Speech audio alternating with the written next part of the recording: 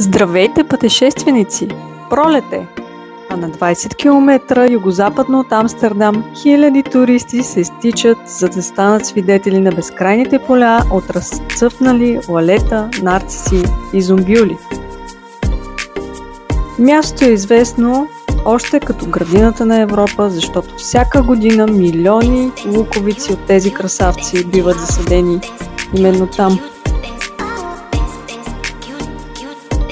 А знаете ли, че първата луковица е била посадена през далечната 1593 година в Нидерландия от Каролус Куизилус?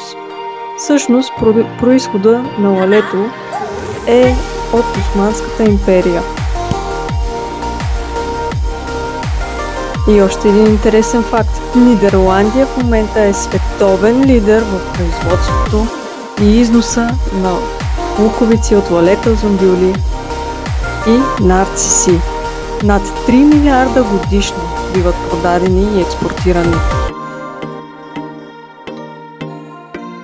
Аз с думи не мога да ви опиша красотата на тези цветя и тези поля.